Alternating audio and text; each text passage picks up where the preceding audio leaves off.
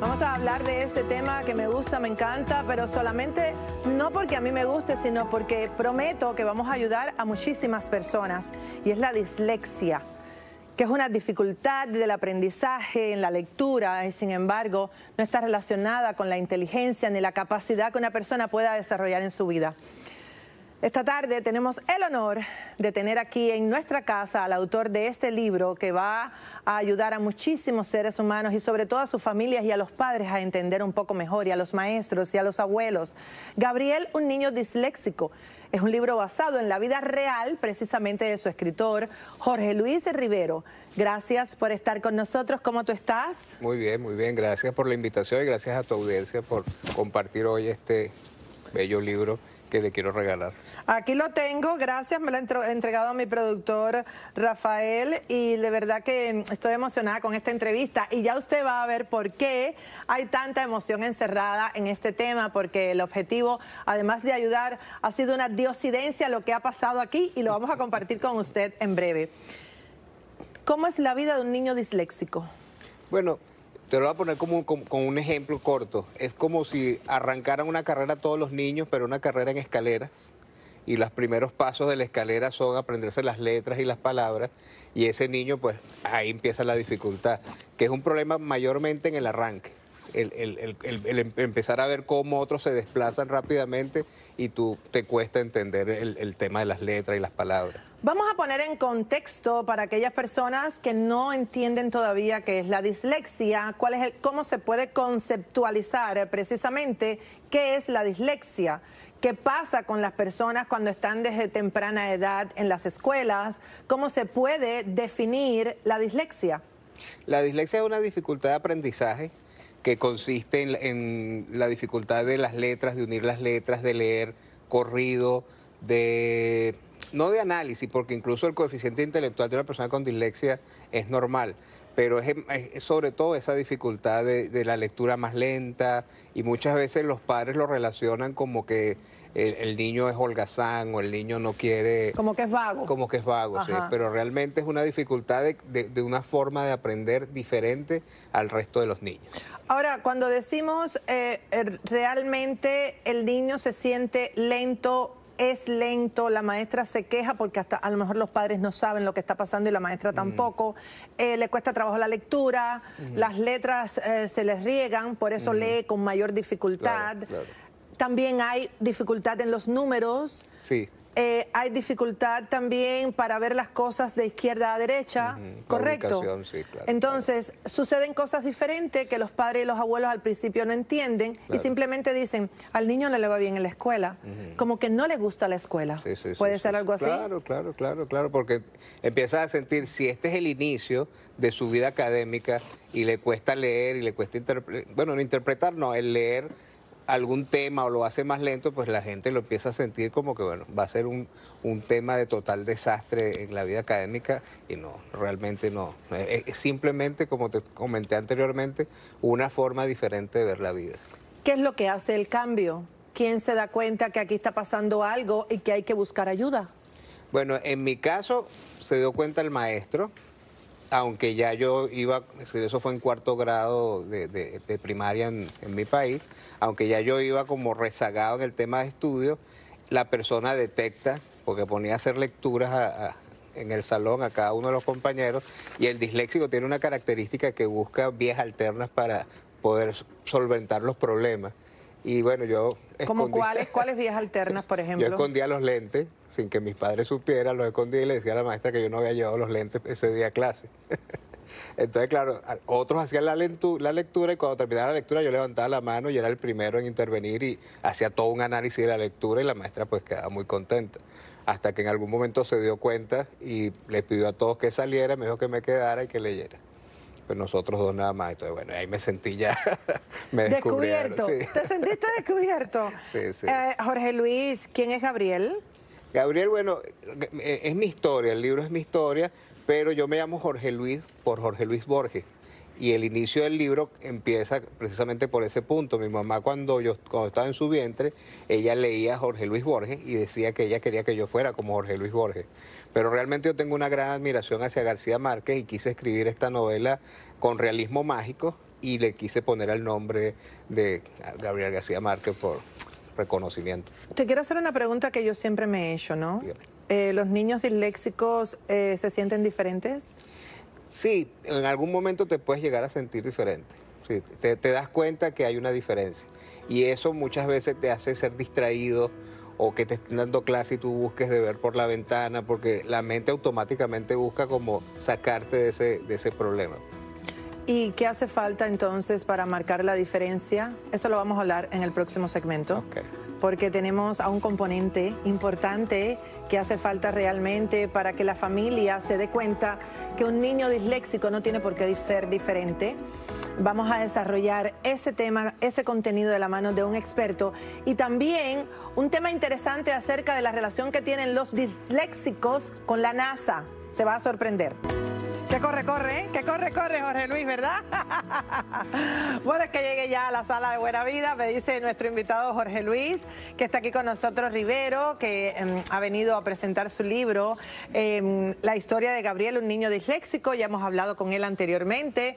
Él continúa con nosotros en esta conversación y se une nada más y nada menos que un médico especialista en pediatría, el doctor Gabriel Azcurra. Bienvenido, buenas tardes, ¿cómo estás?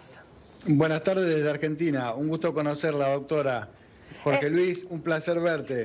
El gusto y el placer es mío porque aquí han pasado muchas diosidencias. Cuando yo le pido a mi equipo de producción que quería tratar este tema de la dislexia, pues entonces está Jorge Luis Rivero con su libro La historia de Gabriel. Entonces mi equipo consigue al doctor Gabriel Azcurra, que se llama Gabriel. Y la otra noticia que le dije al principio a usted, amigo televidente, que es una sorpresa, que es una diosidencia, no coincidencia, diosidencia, es que el doctor Gabriel Azcurra, doctor, dígale usted mismo. También tengo dislexia. También padece de dislexia. ¿A qué edad le diagnosticaron? A los 47. ¿Pero cómo es posible eso? ¿Y cuando era niño y adolescente, bueno, qué pasó? Pasé desapercibido, como la gran mayoría de los casos, pasan desapercibidos porque hay diferentes maneras, diferentes formas, diferentes grados de afección de la dislexia, y los grados más leves suelen pasar desapercibidos, como lo dice la propia UNESCO. Y es un gran desafío para los que comunicamos sobre dislexia aprender a informar de manera diferente para aportar herramientas al común de la gente, a la población, a los padres y a los docentes para que puedan detectar estos casos. Normalmente se hace mucho hincapié en el escribir las letras en espejo, en el sustituir las letras, en la lectura trabada, y no se hace hincapié en las formas más leves, que son las que pasan desapercibidas, y que eso me encantaría después hablar. ¿Como cuáles, doctor? ¿Como cuáles? Directamente dígame, porque usted es pediatra y esto puede ayudar a muchas familias. O sea, usted es pediatra, sí, por supuesto, disléxico, diagnosticado ya de adulto, con lo cual esto se puede detectar en los niños. Por supuesto. Imaginemos que la pregunta que nos tenemos que hacer es, ¿por qué? Si el 10% de la población tiene dislexia, o tal vez un poco más, y esto está comprobado en todo el mundo, ¿por qué más de la mayoría, o la mayoría, más del 50% de las personas que tienen dislexia ni siquiera lo sospechan? En un mundo donde la información va de un punto al otro del planeta permanentemente, es inaceptable que no exista la información necesaria para poder detectar en estos casos. Entonces, hay que cambiar los paradigmas de la difusión. Por ejemplo, doctora, si en este caso usted me invitara para hablar de neumonía y yo llegara a su programa y dijera: la neumonía es una infección bacteriana de un segmento del pulmón que produce supuración y que es diagnosticada por rayos X. Ninguno de la audiencia, si no es médico, daría cuenta de que tiene neumonía o que alguien a su alrededor tiene neumonía. En cambio, si yo lo explico como una infección que produce varios días de fiebre, que produce tos, dificultad para respirar, malestar general y disminución del apetito, mucha más gente va a estar consciente de que puede tener neumonía o que alguien de su familia tenga neumonía. Por eso lo que yo propongo es que empecemos a hablar de las manifestaciones, de las consecuencias de la dislexia. Menciónenos algunas, doctor, por favor. La principal es una discordancia importante entre la inteligencia y el rendimiento académico. Se produce generalmente en personas con inteligencia normal o inteligencia alta e incluso muy alta. Entonces, cuando hay una discordancia entre la inteligencia y el rendimiento académico, hay que pensar en dislexia, porque lo que normalmente ocurre es que, como lo explica Jorge Luis en su libro, por ejemplo, cuando no podía seguir la clase, miraba por la ventana y se distraía, y era observado como distraído.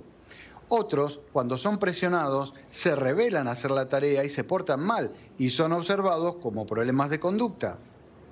Y otros, su autoestima se deteriora tanto que pierden el ánimo y entran en verdaderas depresiones. Entonces, cuando vemos estos chicos que son inteligentes y que no tienen un buen rendimiento, pensamos, no tiene buen rendimiento porque es distraído, no tiene buen rendimiento porque no tiene buena actitud y es muy rebelde, no tiene buen rendimiento porque se porta mal, y sin embargo nadie ve que hay atrás una dificultad en la lectura. Solamente lo puede ver un experto, pero los padres pueden sí detectar estas situaciones. ¿Por qué mi hijo, que es inteligente, no va bien en el colegio? Ahí hay que sospecharlo.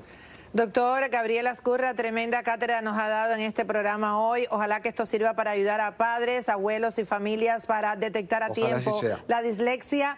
¿Ya usted leyó el libro de Jorge Luis? Sí, quiero hacer una advertencia que es casi una denuncia. Acabo de leer el libro hace 2 o 3 días y ya con el prólogo me emocioné. Cuando avanzaba en la lectura me reí mucho, también lloré. Y por momentos me sorprendí llorando y riendo al mismo tiempo. Es un combo explosivo. Nos lleva a la infancia, nos toca esos recuerdos que estaban muy guardados porque el libro está visto desde los ojos del niño. Gracias, que lo dejamos doctor. Siempre escondido. Gracias. Qué lección de vida, qué aprendizaje. Gracias. ¿Dónde se consigue el libro, Jorge Luis? Bueno, se consigue principalmente en Amazon, en físico y en digital, y ahorita hay más de 14 librerías digitales que ya lo están vendiendo. Y algo curioso, y con esto quiero cerrar y darle las gracias a mis 2 invitados, para que usted se quede pensando la importancia de estar atentos y diagnosticar a tiempo cualquier situación en nuestros niños. El 50% de los empleados de la NASA padecen dislexia. Ahí se lo dejo.